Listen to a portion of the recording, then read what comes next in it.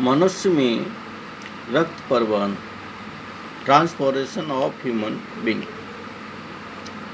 जीवधारियों द्वारा ग्रहण किए गए पदार्थों को शरीर के प्रत्येक कोशिका तक पहुंचाने तथा वहां उत्पन्न अपशिष्ट उत्सर्जी पदार्थों, जैसे उत्सर्जी पदार्थ कौन कौन से हैं, कार्बन डाइऑक्साइड है और अमोनिया है, को किसी निश्चित स्थान तक पहुंचाने की क्रिया को संवहन या परिवहन कहते हैं।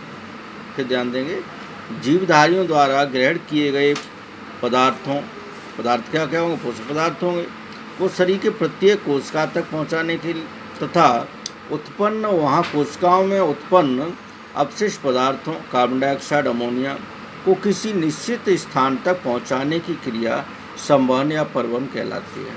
यह कार्य परिवहन तंत्र द्वारा संपन्न होता है।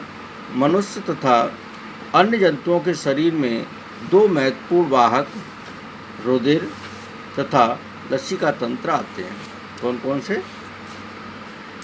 रुधिर और लसिका तंत्र।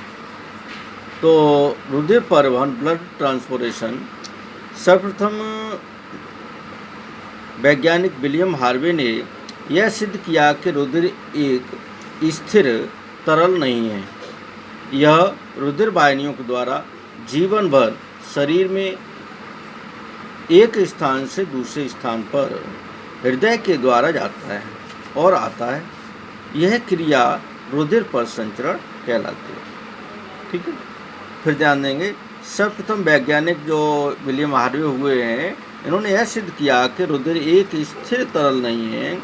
यह रुधिर वाहिनियों के द्वारा जीवन भर शरीर में एक स्थान से दूसरे स्थान पर हृदय के द्वारा जाता है और आता है। यह क्रिया रुधिर परिसंचरण कहलाती है। रुधिर वाहिनियाँ क्या कौन कौन सी होती हैं हमारे शरीर में? तो सभी कशेरुकी जंतुओं में रुधिर वाहिनियों में बहता है। सभी जंतुओं में जो रुधिर है वो रुधिर वाहिनियों में बहता है, जिसे बंद परिसंचरण कहते हैं। रुधिर वाहिनियाँ तीन प्रकार की होती हैं: धमनियाँ, शिराएँ और केशिकाएँ। तो यहाँ धमनियाँ, आर्टरी। तो धमनियों में रुधिर हृदय की पंपिंग क्रिया के कारण अत्यधिक दाब के साथ बहता है और धमनियों में शुद्ध रुधिर बहता है। केवल पल्मोनरी धमनी में अशुद्ध रुधिर बहता है। धमनियाँ विभाजित होकर धमनिकाएँ बनाती हैं। ठीक है, आगे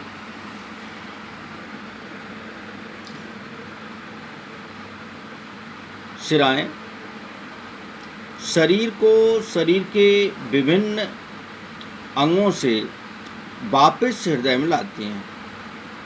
रुधिर को शरीर के विभिन्न अंगों से वापस हृदय में लाती हैं। इनमें अशुद्ध रुधिर बहता है।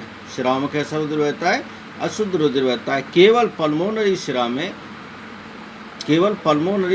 में अशुद्ध रुधिर बहता है। इनमें कपाट होते हैं। पल्मोनरी शिरा में शुद्ध रुधिर बहता है। इनमें कपाट होते हैं।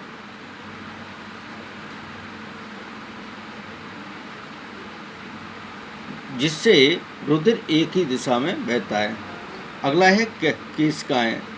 धमनियाँ अंगों में पहुंचकर धमनिकाओं में विभाजित हो जाती हैं और महीन जाल सा बना लेती हैं। ये महीन शाखाएं ही केशिकाएँ कहलाती हैं। ये केशिकाएँ जुड़कर सिरकाओं और सिरकाएँ जुड़कर शिराओं का निर्माण करती हैं।